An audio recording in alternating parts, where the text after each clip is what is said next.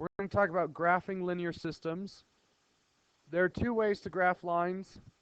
The first is slope-intercept. How do you graph that? The y-intercept is 4, negative 4. And the slope is up 2 over 1. Okay. And then the other is standard form.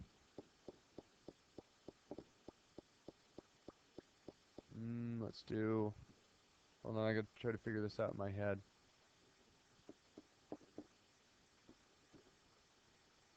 Let's change this to 4.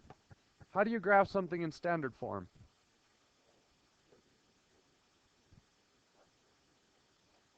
You could convert it into slope-intercept form, but there's a way easier way. Just find the two intercepts. Stick your hand over the x value, and you're left with 2y equals 8. Divide by 2, the y-intercept is 4. Okay, cover the y, we have 4x equals 8, so the x-intercept would be 2. Now how do we find the intersection?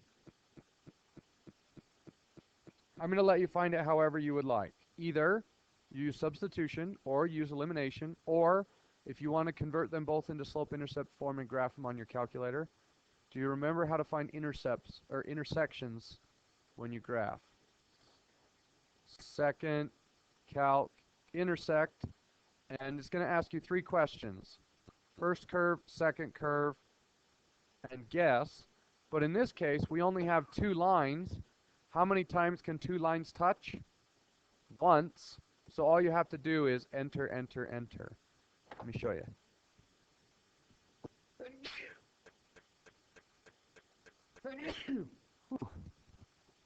So if I had 2 lines, 2x minus 4, and the other one would be negative 4x plus 8 divided by, what was the y value, 2? So I graph them. Oh, I'll change my window back to the standard.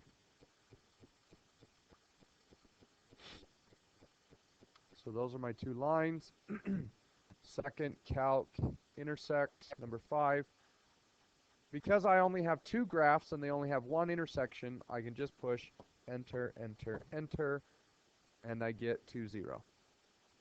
So I don't care how you find the intersections. If you want to graph them by hand and then use substitution, that's fine. If you want to put them in y equals form, graph them, find the intersections that way, that's fine. Okay? Good luck.